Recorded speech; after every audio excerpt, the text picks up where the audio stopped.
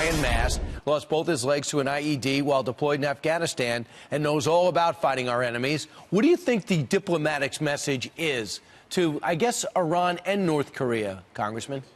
You know, I think this is something that we've seen played out through history, something that many have known for a long time. And this is the difference between foreign policy conducted through strength versus foreign policy that's conducted through concession. Because the truth is, you can't go out there and purchase real peace for $1 or $150 billion any more than you can go out there and buy a real friend for $1. Well, so we'll see what happens. We know that yesterday Iran directly hit Israel and Israel hit back. Do you think that's related at all to the Iranian deal being torn up? Do you expect more of this?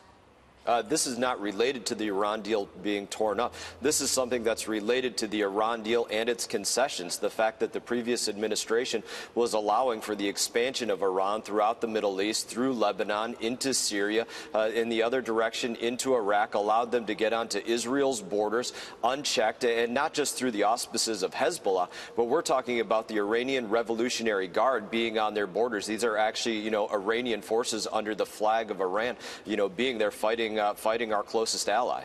They start up their program. Saudi Arabia will start up the next day. Let's see if they start spinning those centrifuges again. Meanwhile, I want to bring you to this quote from Angela Merkel. Despite her urgings, the president did not adhere to the deal and is out.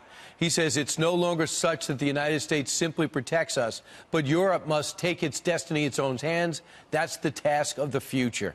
What's your reaction to that? They want to take more of their security. I'm fine with that.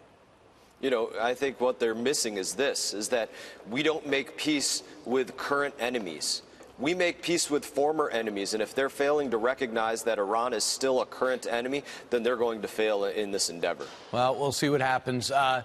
Gina Haspel was on Capitol Hill yesterday in front of the Senate, not the House, so you were able to watch. I was stunned by some of the dismissive, condescending questions in her directions. Now you know why she was tempted not to even put herself up for this. Do you think that she afforded herself well? I think she did an outstanding job. Me personally, I'm not going to judge Ms. Haspel for her role in enhanced interrogation, because the reality of the situation is we weren't pillow fighting with al-Qaeda. We weren't pillow fighting with the Taliban. These were people that killed thousands of Americans. They were plotting attack after attack. They were beheading people. And this is very dangerous and very deadly work. It takes a very special person to do it. She is that kind of special person, and those politically motivated senators need to get out of the way. And by the way, Congressman, it worked. No doubt about it. It worked. Next, I got to bring it to something that I know matters a lot to you. The House has approved an extensive VA reform package without a VA director, by the way. Is this what's best for veterans? Do you think we're heading in the right direction? Well, Acting Director Wilkie, he's a good guy. I know him personally. But beyond that, one of the biggest things that's done there is funding of the VA Choice Program. And beyond that, an expansion of the CARE program that exists right now for post-9/11 veterans, where you can go out there and have a caretaker, perhaps your spouse or somebody else, helping to take care of you in the home. That's being expanded for veterans from World War II, Korea, Vietnam eras. This is one of the biggest things that can be done. Real quick, if Jeff Miller's nominated, do you support him? Oh, I think Jeff Miller would be an excellent choice to head up the VA. Yeah, he used to run the committee. Thanks so much for your service, Congressman. Always great to get your perspective.